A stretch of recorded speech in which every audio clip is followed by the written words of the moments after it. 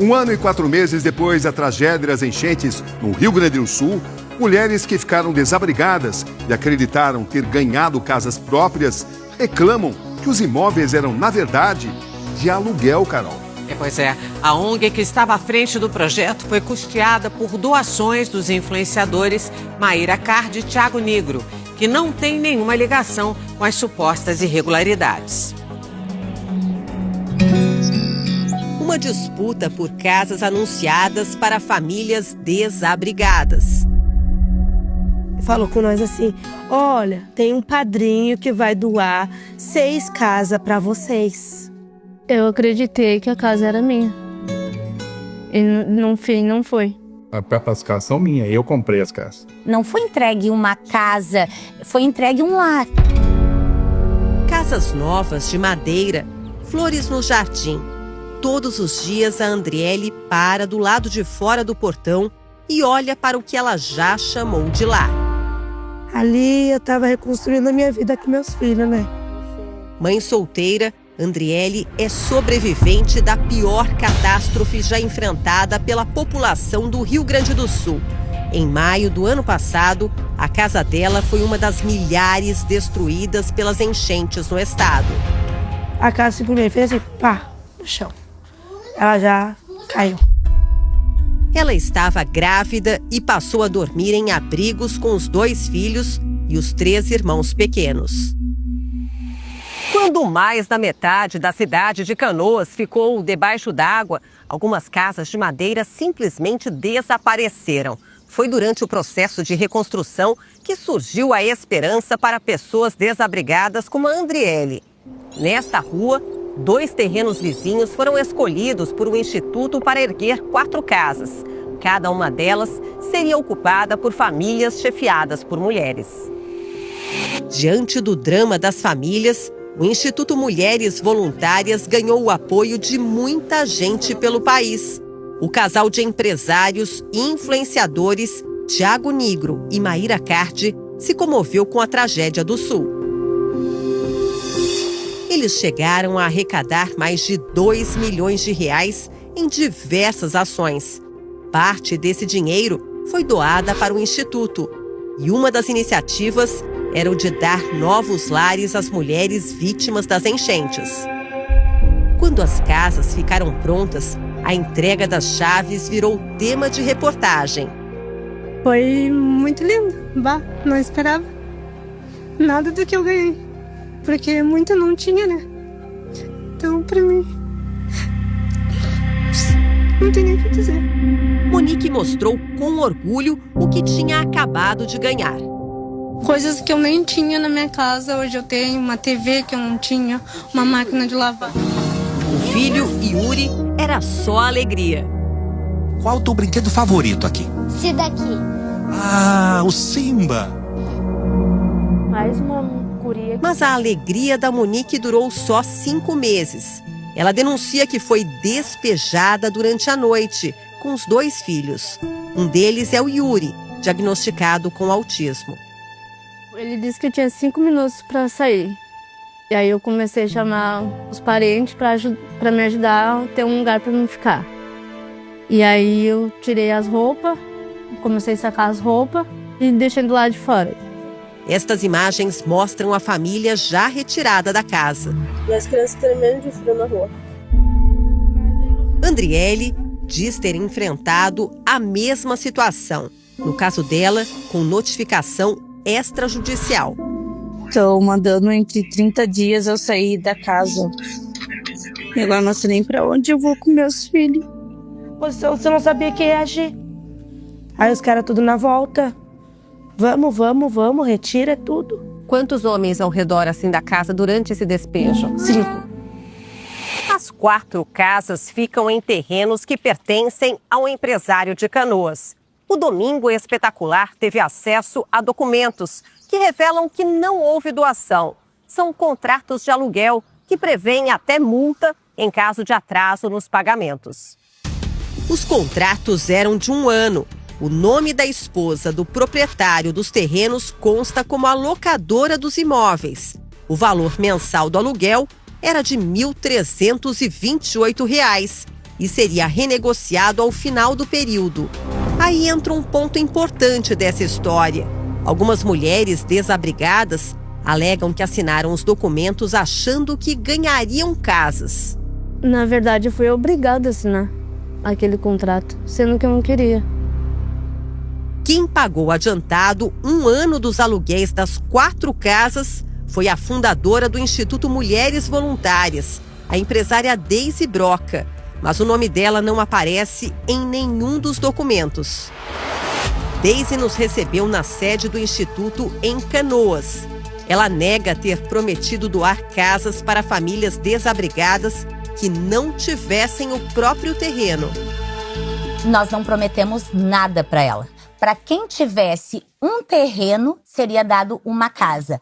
Para quem tivesse uma casa e foi afetada, a gente reformaria e daria os móveis de dentro da casa. E para quem vivesse de aluguel, a gente pagaria o aluguel por 1 ano. Na época, o Instituto arrecadou dinheiro suficiente para construir as casas, mas não tinha o terreno. Desde então procurou o empresário Giovanni e os dois fizeram uma permuta. Giovanni cederia os terrenos por 1 ano. O Instituto construiria as casas e pagaria o aluguel durante esse período. Nossa equipe procurou Giovanni para entender o que aconteceu. Ele aceitou falar, mas manteve uma pessoa o tempo todo gravando a nossa conversa. Se o pagamento era feito pela Deise, por que o nome da Deise não aparece aqui? Deve estar no contrato, porque foi feito o contrato na entrega das casas com esses influenciadores. Ali, se você viu esses vídeos, você vai ver que a casa era por 1 ano, locada por 1 ano. Mas o curioso é que não aparece o nome de quem faz o pagamento, apenas da pessoa que recebeu a casa. Não há um erro aqui nesse contrato sobre isso? Pode ser. E daí ela pagou as casas e eu paguei com o aluguel e com a minha caminhonete. Ela comprou as casas e eu inteirei o dinheiro. Então, ela me antecipou o aluguel.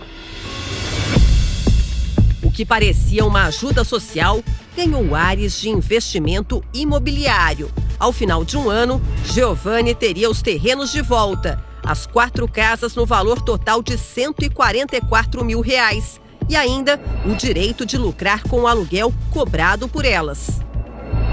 Deise explicou por que nem o nome dela, nem do Instituto estão nos contratos de locação.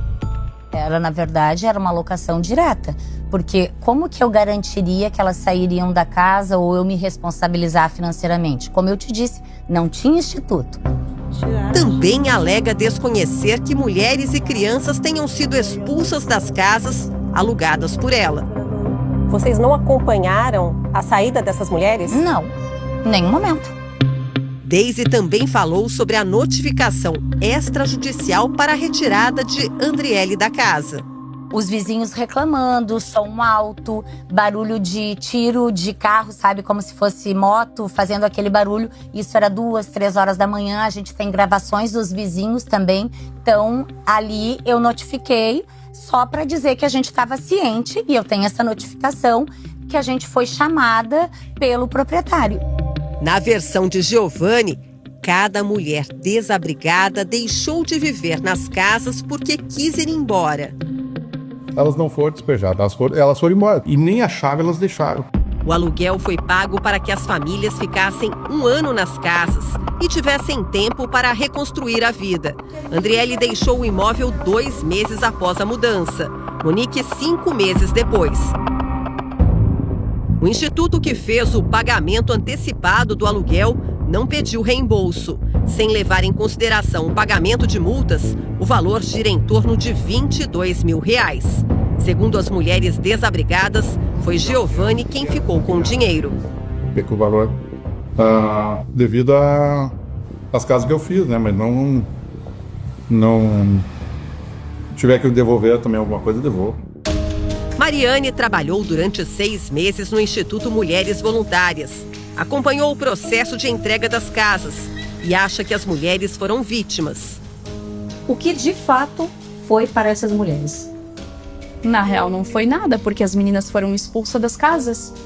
Que eram para ser as casas, que eram para ser para elas, e elas foram expulsas. 1 ano e 4 meses depois das enchentes, As casas que deveriam servir de abrigo para quem precisava de um recomeço passaram a fazer parte do patrimônio do empresário Giovanni. Os imóveis agora estão disponíveis para locação.